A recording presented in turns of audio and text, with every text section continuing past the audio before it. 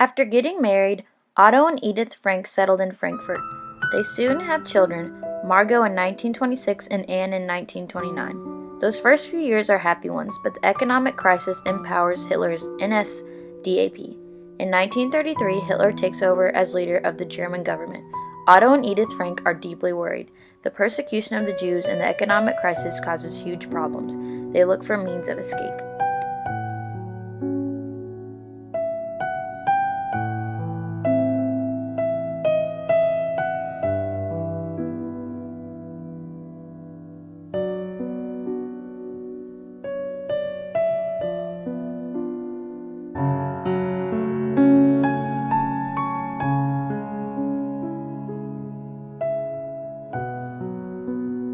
For a while, there is hope that the Netherlands will not become involved in the war, but on May 10, 1940, German troops invade the country.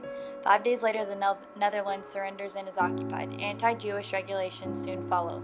Jews are allowed to go less and less places. Anne and Margot must attend a Jewish school, and Otto loses his business. When a renewed attempt to immigrate to the USA fails, Otto and Edith decide to go into hiding. Otto furnishes the house behind his business premises on the Prešagracht, and this becomes the hiding place. He does this together with his Jewish business partner Herman von Pels, and help from employees Jonas Kleiman and Victor Kogler.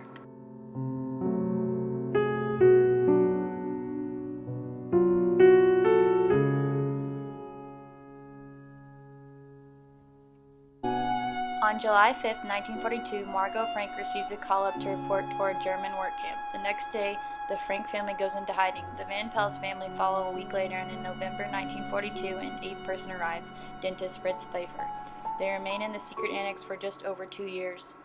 The people in hiding may stay very quiet. They are often afraid, and despite good and bad times, spend most of it together. They are helped by the office workers Jonas Kleiman, Victor Kugler, Miep Geis, and Bep Boskowski. By Miep's husband, Jan Geis, and the warehouse boss, Johannes Vasky, Bep's father.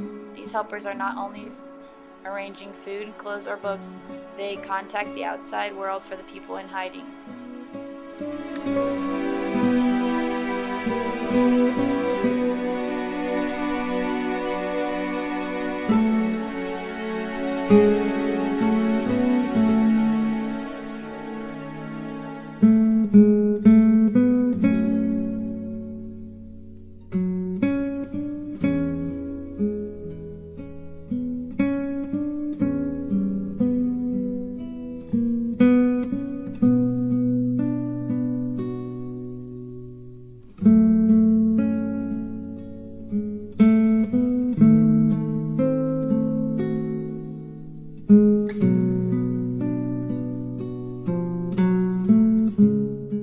Shortly before going into hiding, Anne receives a diary for her birthday. She starts writing straight away, and during her time in hiding, she writes about events in the secret annex and about herself.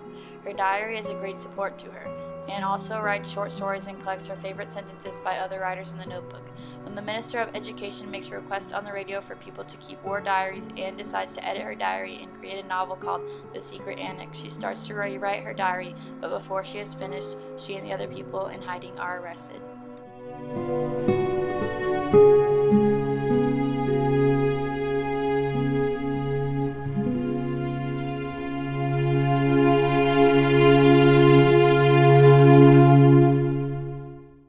On August 4, 1944, the people in hiding, along with helpers Johannes Kleiman and Victor Kugler, are arrested via the Sister Zendite headquarters prison and transit camp Westerbork.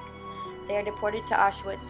The two helpers are sent to the Amersfoort camp. Johannes Kleiman is released shortly after his arrest, and 6 months later, Victor Kugler escapes.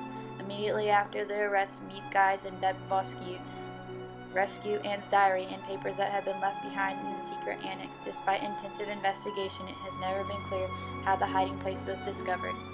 Anne wrote in her diary that she wanted to be a writer or a journalist, and that she wanted her diary published as a novel.